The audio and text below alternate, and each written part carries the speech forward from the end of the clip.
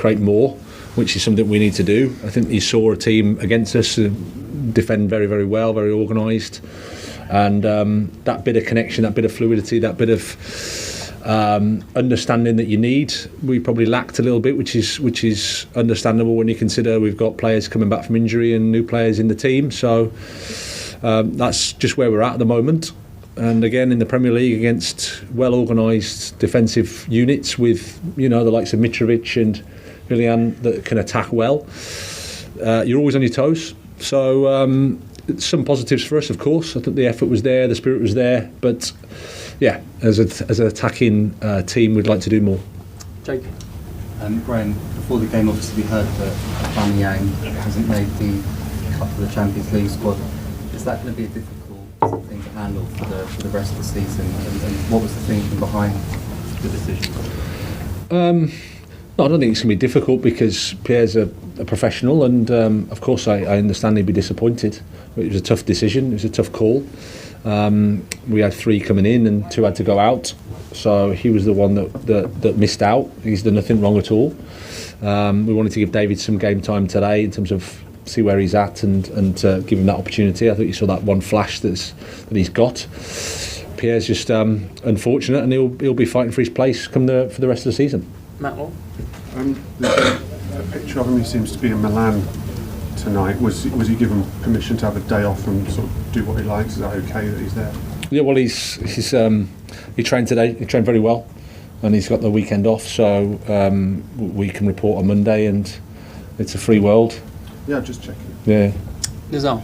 Graham, just wanted to ask if it was your decision or was there any other pressure, because it just felt like you were really positive about him in recent weeks and he's kind of missed out in these circumstances for younger players and maybe other players you could have left out.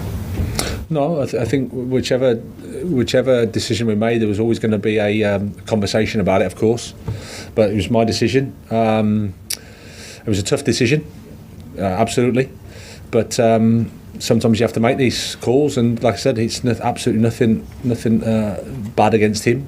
He's done nothing wrong at all. Liam Toomey? Graham, what were your first impressions of Enzo Fernandez at the heart of the team tonight? It's quite an early late starting. Yeah, it was. I thought he handled himself magnificently. Tough game, and you can see his quality, you can see what he'll bring to the team.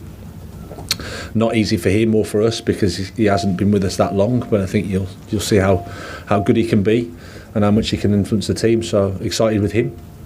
Adrian? Graham, how was Pierre when you told him? How difficult was that conversation as you were talking about yesterday? Yeah, it is difficult. It's tough because I am empathic, so I understand his disappointment.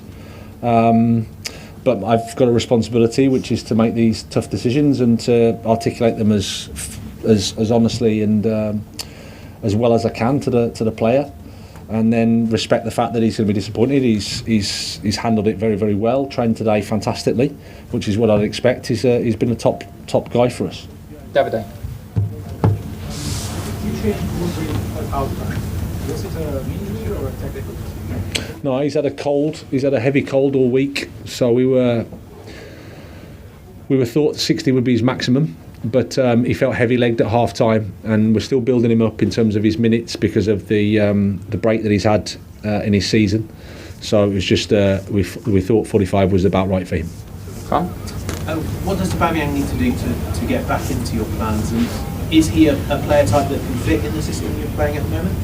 Yeah, absolutely, he can. Yeah, it's everything's up for grabs. He's got to keep working, train like he did today, and be ready to play because football changes quickly. That's the nature of the game. Okay, 2 more, and then we'll do the Sundays. Gentleman there, and then Dan King after to finish. Right, Graham, how confident are you that this Chelsea team can still get top 4 with the recent run of games? Say that again, sorry. How confident are you that Chelsea can still get top 4 with the recent run of games?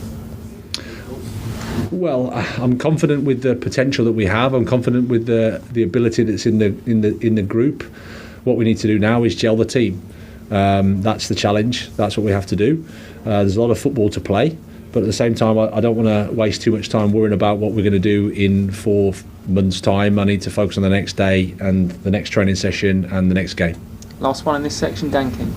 Graham, you'll be aware that Pep Guardiola and Jurgen Klopp had their say today. Jurgen Klopp said he didn't, congratulations on all these great players, but he doesn't quite understand how it works. And Pep Guardiola said it seems unusual for a club that's not state-owned. Do you understand how it works, and what are the implications, for instance, if the club doesn't get in the Champions League for spending and so on come the summer? Yeah, I do, and I think you've got to look at it all in terms of an investment, in terms of transfer fees and salaries, because sometimes you can sign a player for less of a transfer fee, but the salaries are enormous. So it just